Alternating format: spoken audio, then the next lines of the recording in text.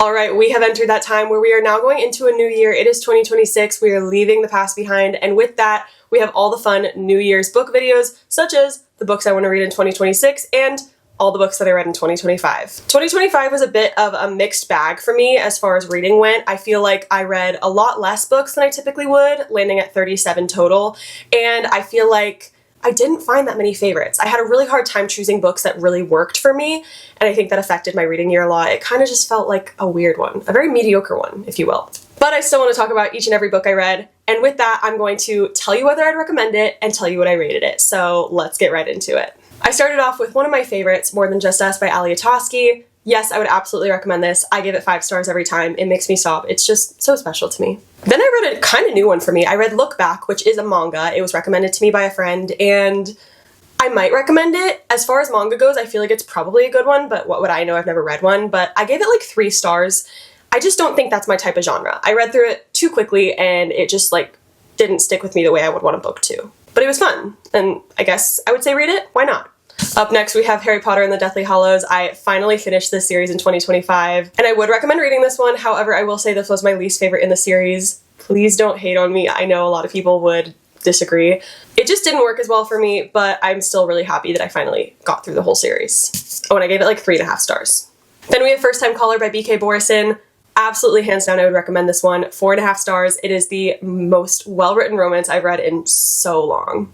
Next, we have The Ballad of Songbirds and Snakes by Suzanne Collins. Like, I guess maybe I would recommend it. Honestly, I'd only say read it if you feel like you want to read all the books in the series. This was like an easy 2-star for me. I feel like Suzanne Collins just put a bunch of filler in there. It just didn't work. Every Last Word by Tamara Ireland Stone. Yes, I would recommend. I gave this 4 stars. It was just such a sweet story, and if you're somebody who struggles with mental health or you know someone who does, this will speak to you in a really special way. The Boy, the Mole, the Fox, and the Horse by Charlie Mackesy. Yes, absolutely. I gave this 5 stars. It was such a sweet read, and I read it exactly at a time when I needed it. It changed my life. Now, when Suzanne Collins may have missed majorly with the last one, she really made up for it with Sunrise on the Reaping. This one I would absolutely recommend. I gave this 5 stars. It's a new favorite book of mine, and tied for my favorite in the Hunger Games series. The movie better not to be dirty. That's all I'm saying. Next up, I have Say You'll Remember Me by Abby Jimenez. I gave this one 4 stars. I would recommend it. I always love an Abby Jimenez book, and this one touched me on a personal level, so I really loved it. Then we have Everything is Tuberculosis by John Green. This was his newest release, and yes, I would recommend it. As I've said before, I would quite literally read John Green's grocery list. I love his writing so much, so definitely recommend. I gave it 4 stars. Then another reread, I have The Fault in Our Stars. Absolutely, hello. If you haven't read it, you should go do it. 5 stars always. It was my first time reading it in 10 years, and it felt just as sad and just as special. Moving on to number 12, we have Great Big Beautiful Life by Emily Henry. Yes, I would recommend. 5 stars. I loved this one. Emily Henry's best book, might I say? I followed that one with Recursion by Blake Crouch. Yes, I would recommend. I gave this one 4 stars. The science went a little over my head, but I still loved it. Next, we have Deep Cuts by Holly Brickley. This is my first absolute no for the year. I would not recommend. I wanted to feel so many things with this. It had such great potential, and it just completely missed the mark. I've seen mixed reviews, but didn't work for me. Next up is Ghost Camera by Darcy Coates. Yeah, I'd recommend it. It was fun. The last story freaked me out, but it was nothing crazy good. 3 stars. Then we have Perks of Being Wallflower by Stephen Chbosky. Yes, I would recommend. Yes, it was incredible. 5 stars, new favorite book. Such great storytelling, such great characters.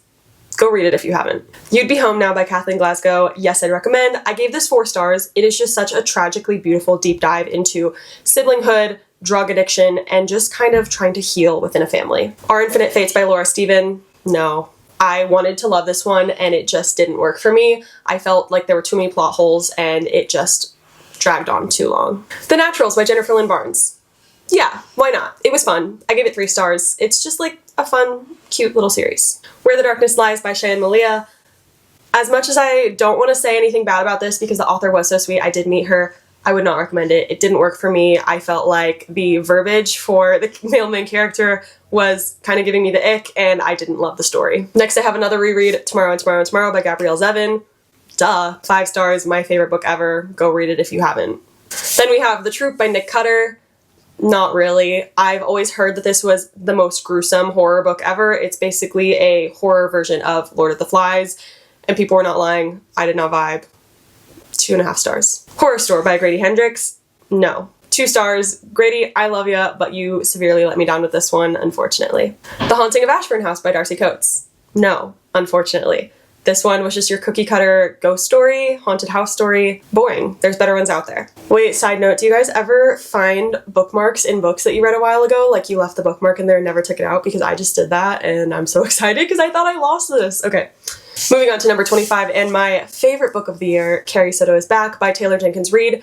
Absolutely go read this if you haven't yet. 5,000 stars. Taylor Jenkins Reid is literally just one of the best authors ever, and the father-daughter relationship that was explored in this one was beautiful. Conversations with Friends by Sally Rooney. No. 2 stars. She just doesn't work for me. I continue to be a Sally Rooney disliker. She's only had one book that I've enjoyed. Then we have Curses and Cold Brew, and while some might make fun of me, yes, I gave this one 3 stars. It's just silly sapphic Halloween fun. What's not to love? In Your Dreams by Sarah Adams. Well, yes, 5 stars. Love her to death. She's my favorite, and it was a great wrap-up to the Rome, Kentucky series. Then we have Walking Myself Home by Ali Atosky. I would recommend this one, however, I don't really rate poetry, but I just found myself getting into the genre this year, and this one was so special. I adored it. Next up, Regretting You by Colleen Hoover. No. This one was maybe a 3-star for me, probably more like 2.5. It just didn't read like a normal coho, and I felt disappointed. Then we have The Last One at the Wedding by Jason Rekulak. Yes, I would recommend this one. It was just a fun cookie cutter mystery thriller, but like it was really enjoyable, and I feel like it got me kind of out of like an almost reading slump, so yeah. Next we have another favorite book of the year, Not Quite Dead Yet by Holly Jackson. I would say this is my second favorite book of the year. I would recommend it. 5 stars. It was the most insane twist. It was something that made me cry. Go read it. I will tell people to read this for ages. Then we have Killer Instinct by Jennifer Lynn Barnes. Oops. Killer Instinct by Jennifer Lynn Barnes. No. Worst one in the series in my opinion. I just didn't love it. Next up, Always Remember by Charlie Mackesy. This was the sequel to the first one that I talked about. Yes. 5 stars. Once again, beautiful, breathtaking, amazing, precious. Go read it. All In by Jennifer Lynn Barnes. Yeah, this was probably the best one in the series. 4 stars.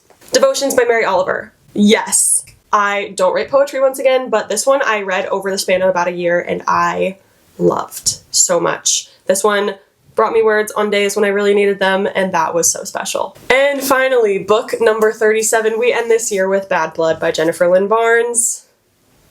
I'd say I recommend it if you've already made it this far into the series, like you might as well finish it. It was okay. 3 stars. Not my favorite, but at least I finished the series this year. Those are the 37 books that I read in 2025. Again, it was a very mixed bag, and I feel like there were only a few in there that I'm going to be talking about for years to come.